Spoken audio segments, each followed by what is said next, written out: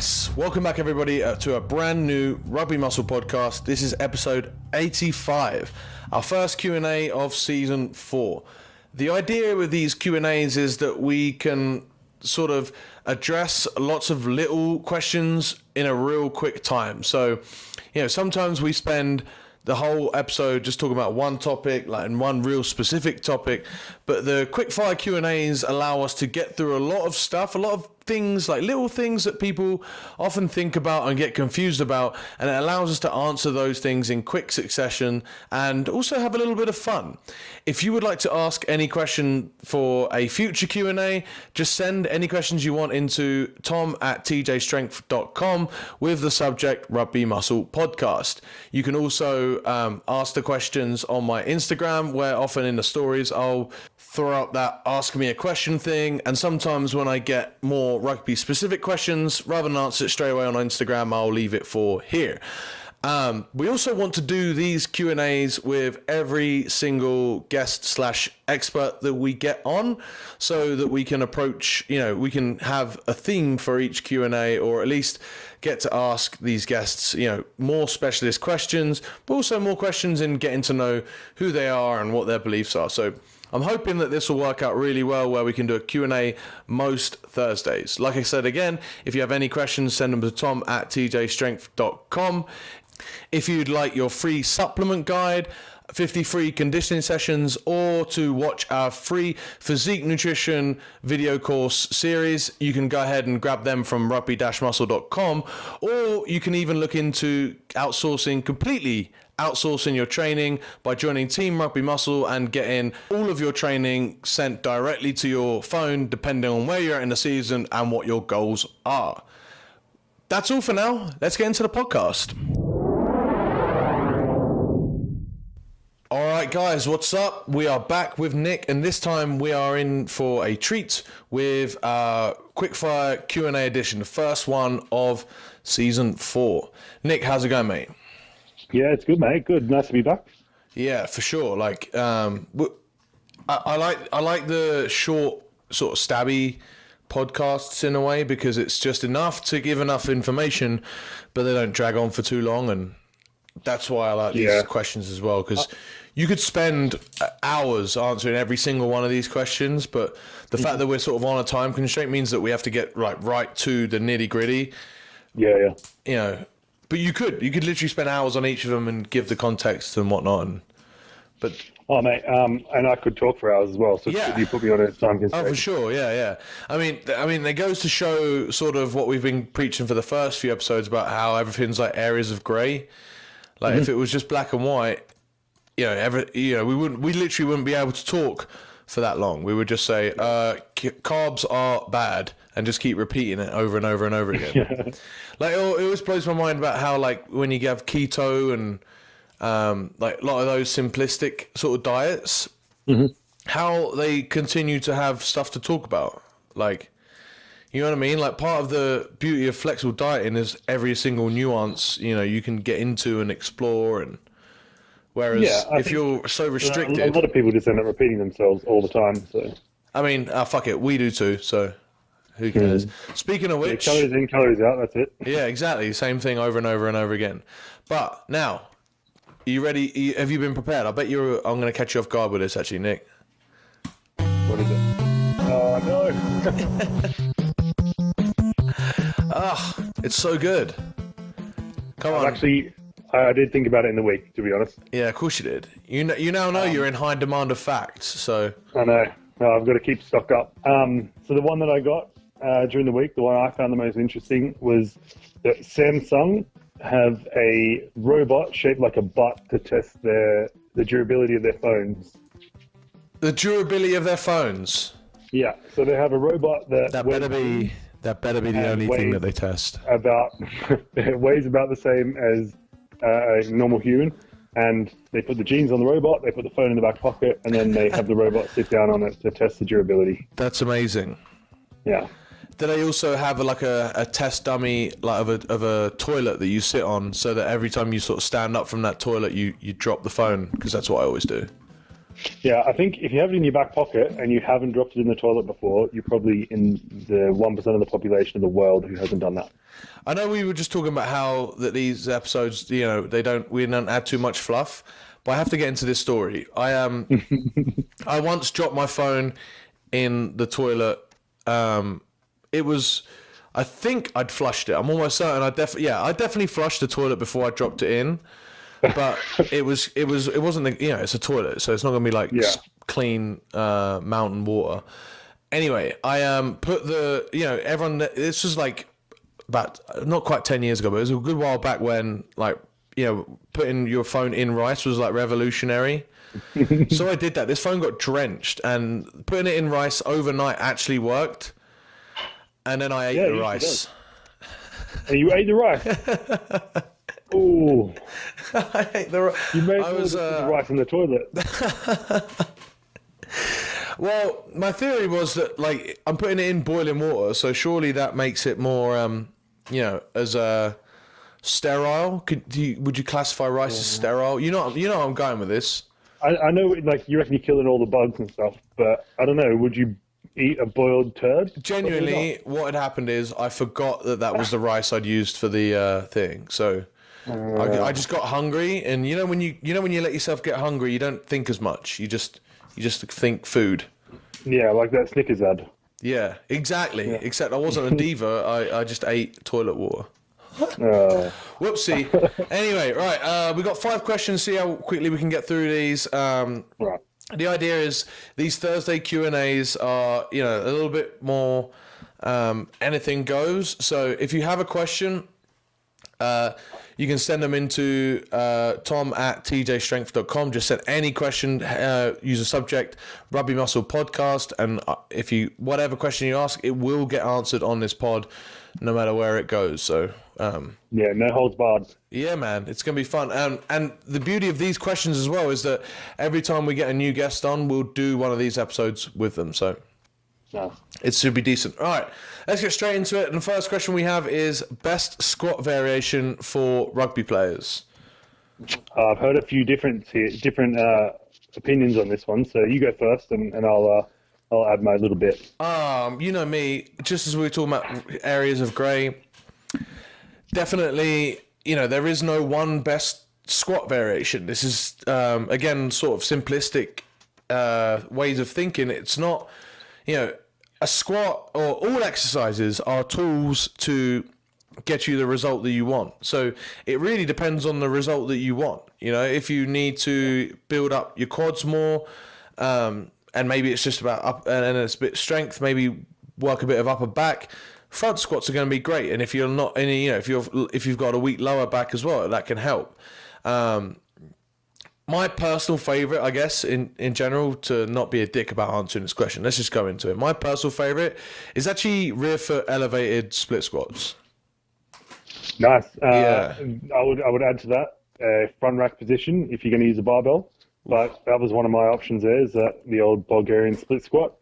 Wonderful for rugby and very specific as well. Yeah, what I like about just split squats in general is that it's not, first off, it's not a single leg squat. I always say that when I coach people on the movement. Mm-hmm. Both legs are being used, but it's not just a parallel stance. And because how often in rugby do you find yourself just in this parallel stance to, firing perfectly symmetrical? You don't. Like, everything is done on, each leg is done individually for every sprint step you take, every try and ruck that you do, most scrums, even though your legs often are in line, you're still not just firing off of that one, or you're not in a squat anyway. No, exactly. I would always program a rugby athlete with a bilateral variation and a unilateral variation of the squat, and then the same for hinge and all the pressing as well. Bilateral meaning 2 legs at the same time. Yep, unilateral, 1 leg at the same time. Beautiful. So even though we just said that the rear foot elevated split squat is technically 2 legs, they're not doing the same thing. So I still classify that as a unilateral. Yeah, I also love the split squat because there's a lot less pressure on the lower back. I love that about it. And I also love the fact that you get a good stretch on that hip of the foot that's elevated. Yeah, and that is, especially if you get proper depth. yeah. I love using a front rack for that, for a bit more core stability, and also just changing where the weight sits over your hips. It just makes you have to lean back into it a little bit more. Yeah, that's what I was going to say is all that front rack it helps keep that torso more upright. Yeah, and people tend to lean over when they do a split squat. Yeah. They tend to try and keep the weight over their front foot, where we want it over the hips. Yeah, we want to try and keep a straight line, no matter what you're targeting. Really, you want to keep a straight line between that back knee and that front shoulder, or whatever shoulder, both shoulders. Yeah, and as far as the bilateral movement, if you're going for absolute maximal strength, if that's your goal, then low bar back squat's hard to beat. Yeah. But if you want something that's more transferable to rugby and sprinting and that sort of thing, I'd say high bar back squat. And as you said earlier, front squat if you need to build up specific stuff, but back squat's going to be your man on this one. Yeah, there are lots of them, and there are lots of different uses. So, if you're, if you tend to lean too much too far forward on your squats, even though you're not trying, that's not the goal. You're like, so how do I rephrase this? If you're doing a low bar back squat, that allows you to get more of a forward lean and allows you to lift more weight. But the low bar means that whole movement is sort of controlled because your center of mass is a little bit further back, allows you to lean more forward. When you go high bar or a front squat, you're trying to keep that torso a lot more upright. You're trying to target the quads a little bit more. But even then, sometimes the what do you call what's the muscle group I'm trying to think of? The posterior chain can fire a bit too much, and that you end up leaning far too far forward. But you can't do that with a front squat. So if you're struggling with depth, if you're struggling with technique, I advise lightening the load and doing a front squat for as much as you can until you get that core strength, you get that strength in that low position, and that will then help you when you do back squats or other squat variations.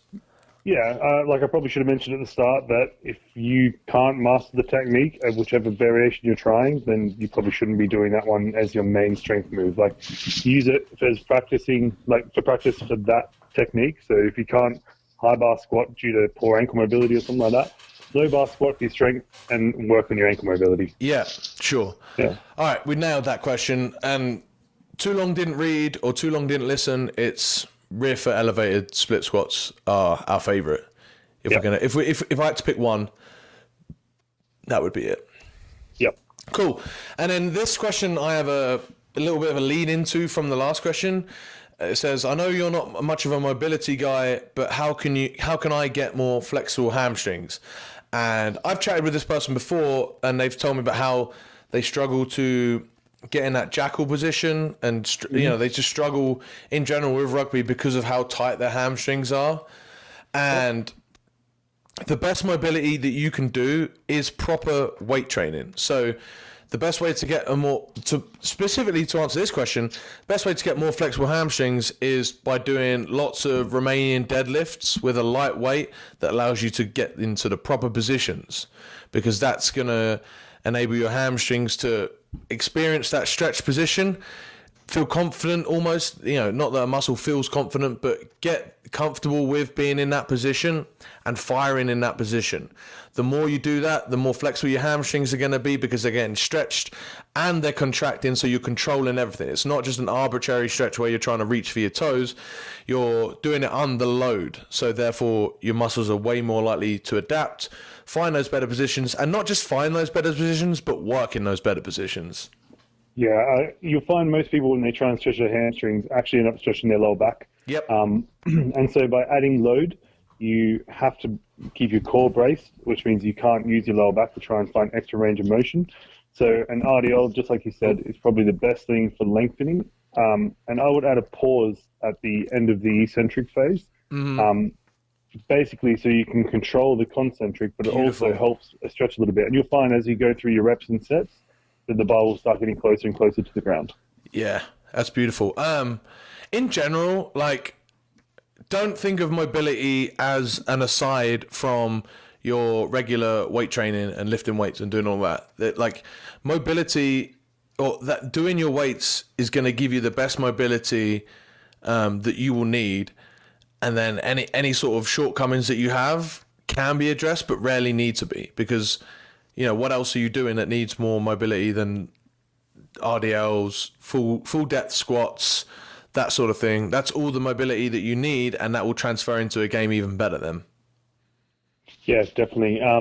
It's going to come down to the individual anyway. But as I said, for the hamstring stuff, you pretty much nailed it with that RDL. And then any different muscle group is going to need a different thing, and it almost comes down to needing another question. Yeah, I mean, and one last key here is you got to understand a huge difference between flexibility and like mobility. Yeah. Just because I can stand up and whilst I'm standing with straight legs, put my whole, palm on the ground, doesn't mean I'm going to be any useful in a jackal position. No, exactly. If you tried that as tried a jackal in that position, you'd get your ass handed to you. Yeah, for sure. Cool. Now that question. Next one. Best alternatives to cleans / snatches, etc. Because my gym doesn't allow you to drop weights. You can take this one question. away. Yeah. So, my first instinct would have been to go with a high pull or a similar variation.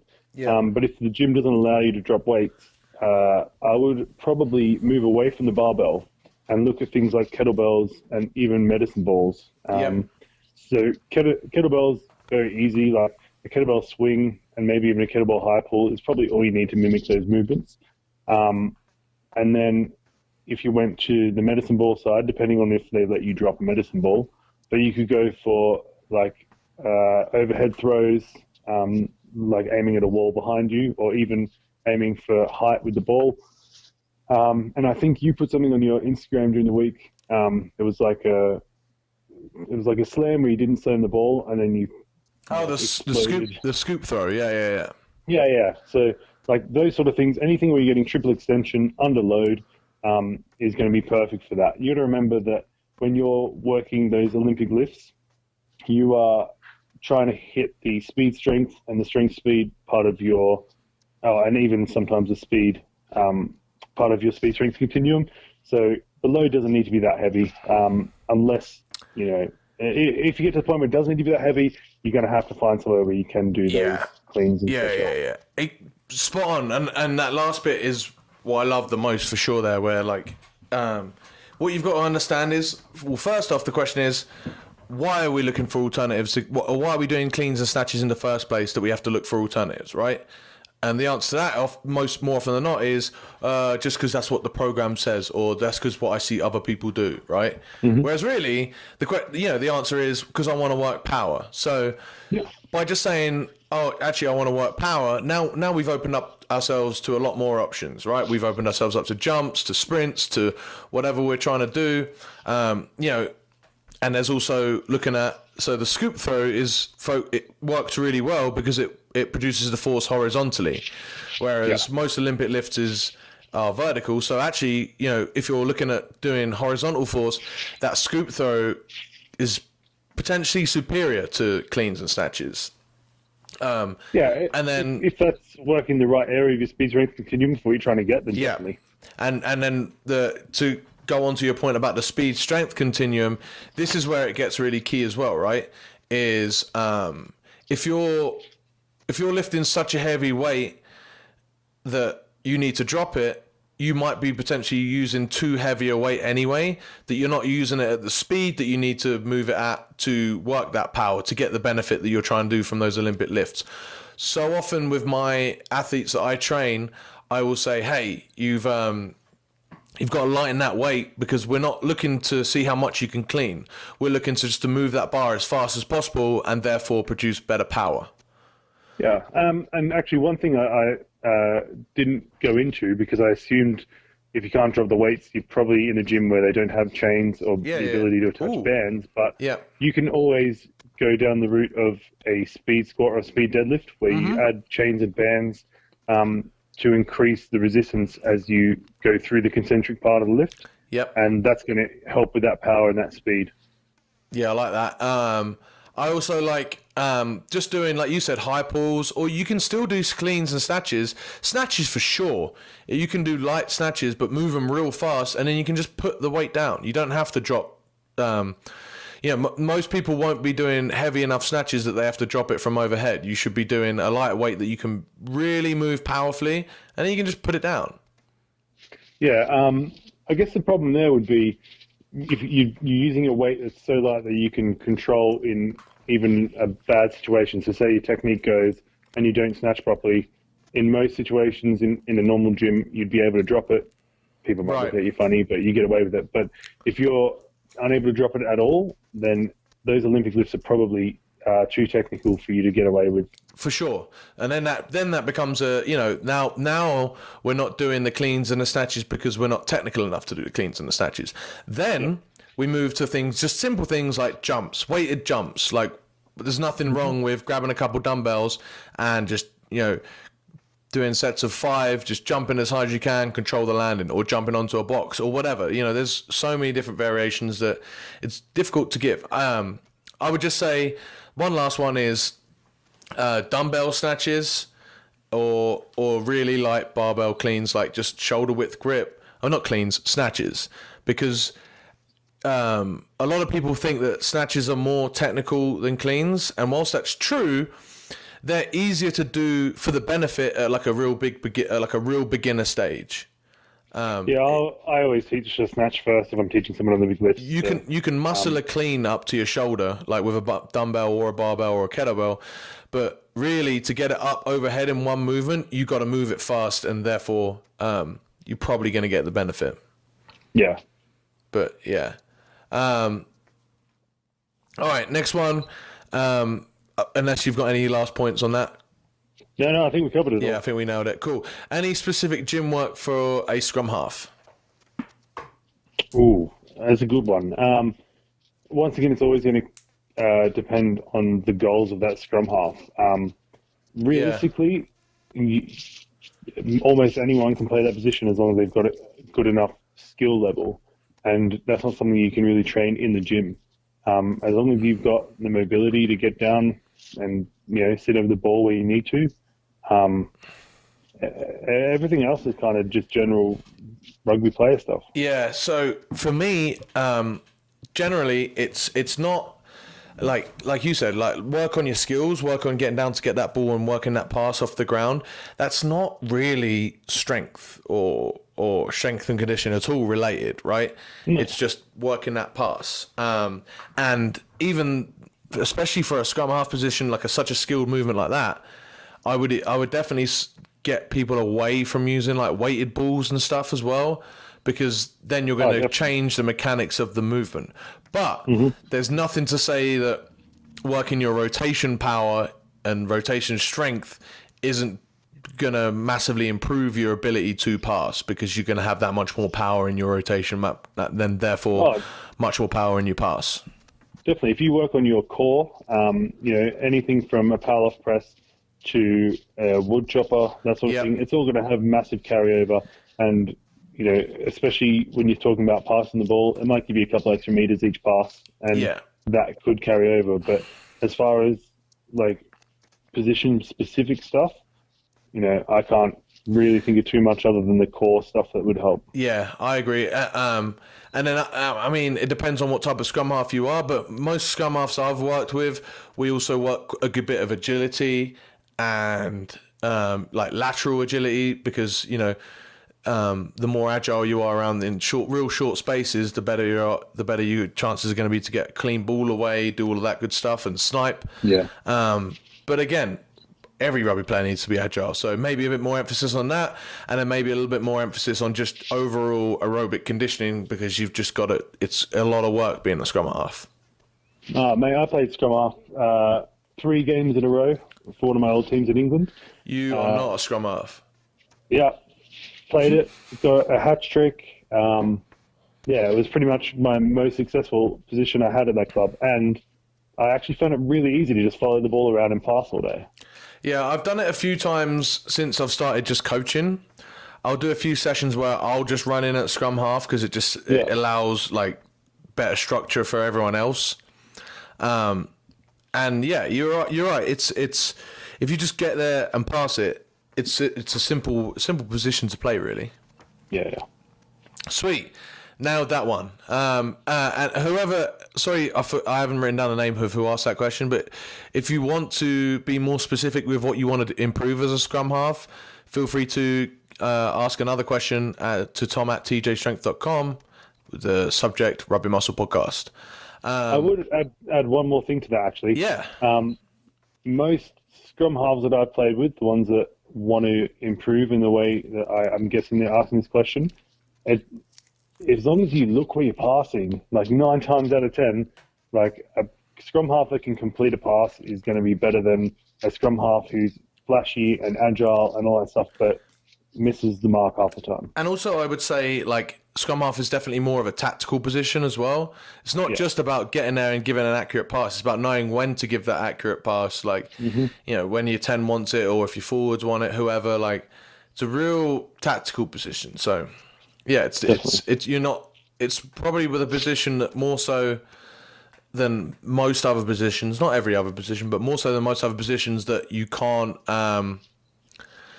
you can't just get away on raw talent. Yeah. Sweet. All right, last question. We're going to just answer one of it. We're just going to give us one answer for this question, all right? Because we're going over on the time, and that question is: what's the biggest mistake most rugby players make in the gym? So this person perhaps did not read our 15 mistakes rugby players make in the gym document that we did back in the day. Or maybe they did. Maybe they want us to choose the number one mistake. But I'll leave you to answer this question first. So I would say the biggest mistake rugby players make in the gym would be too much pushing and not enough pulling. And that applies to pretty much most movements, but it's the bench press is the big culprit here. There's not that much functional carryover from a bench press to a game of rugby, where if you spent some of that time, rowing and doing some pulling movements, that has far more carryover. Yeah, that's fair enough. I think that's a mistake that it's more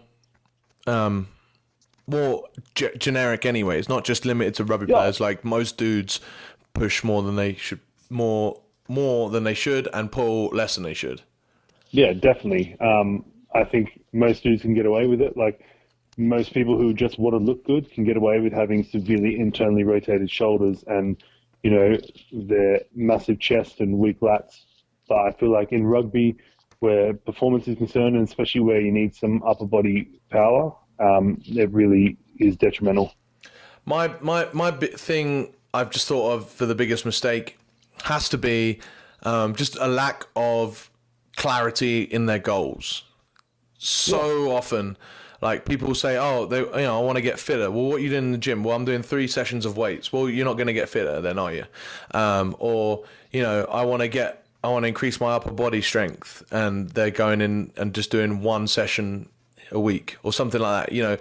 It's just, or they want to improve their power and they're doing stuff for 12 to 15 reps. Like you have to really get an understanding of what you're trying to achieve before you can create a plan to achieve it. You can't just go around and just follow any random templates and expect to get better when you don't really have an idea of what getting better means.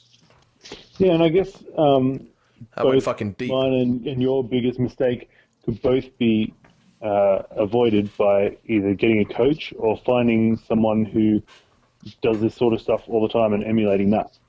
Yeah. Getting a coach is definitely a good way. I mean, and if you're a rugby player, hey, we've reached the end of the podcast. Why not throw in the cheap plug? Rugby-muscle.com. If you want to join Team Rugby Muscle, we're launching it 4 days after this podcast goes out. And just shoot me an email, tom@tjstrength, if you want to find out more about that. We will be doing and this is where we're talking about getting specific. we have 4 different specific programs that we'll be running throughout the year, and they will be based upon your goal, whether you just want to look better, because there's there's not too much wrong with that. There's nothing wrong with just going to the gym to look better. That's why most people do it. They just tell people other excuses. And we've got one for in-season, one for off-season work, and we're going to go through different phases that all rugby players need to go through, and you can just get that straight to your phone. And you'll find more about that at rugby-muscle.com. And that's the end of the podcast, because we've actually answered that last question. Any closing thoughts there, Nick, mate? No, mate. I think the format was good, so I'd love to do it again, and I'd love to hear some more questions coming in. And they don't even have to be specifically gym-related. Like, I got a pretty good knowledge of nutrition and recovery and that sort of thing. So, let's keep these going. I love it. Yeah, these are good. So keep the questions coming in, fellas and ladies. We've had one lady listener to reach out since season 4's come out of the podcast. I remember when I was with Alex in the last few seasons, I think we got to 2, maybe even 3. So keep those numbers rolling in. Nice. Yeah. All right, guys. Thank you very much for listening, and we'll see you in the next one. All right, guys. Thank you very much for listening. If you've enjoyed this episode, or if you've enjoyed any episode of the Rugby Muscle podcast, please go ahead and give us a 5-star rating and type a quick review. It takes about a minute, and it really helps us out a ton, helps grow the show, helps grow Rugby Muscle, and in turn, we will be able to give you guys the best quality content, information, and programs that we possibly can. If you're interested in any of that stuff, like the free Physique Nutrition video series, or the TJ Strength Supplement Guide, or the 50 free rugby conditioning sessions, you can find them all at rugby-muscle.com, or by going through my Instagram profile at tj.strength. Give me a quick follow, and until next time, guys, I've been your host as always, TJ. See you soon.